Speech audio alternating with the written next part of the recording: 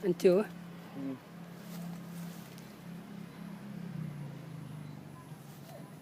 Pensi lah. Dah siap dah.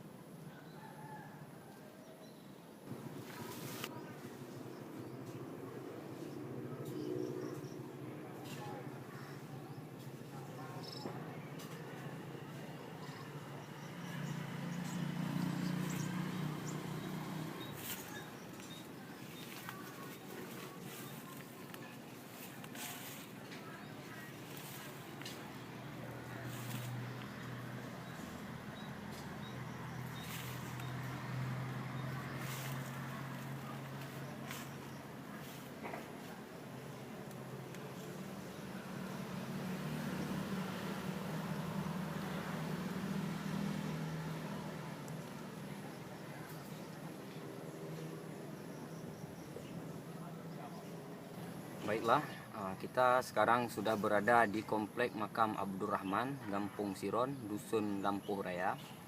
Dan di komplek ini pada tahap penelitian pertama oleh Tunku Taqiyuddin Muhammad membaca inskripsinya, terdapat tokoh dari Siak.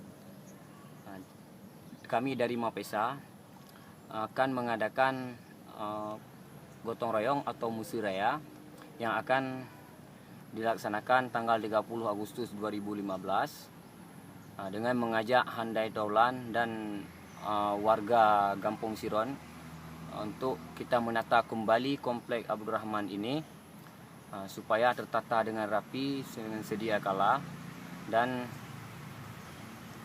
supaya dapat kita melihat bukti sejarah kegemilangan Aceh pada masa abad ke-16 dan 17 atau pada masa Iskandar Muda.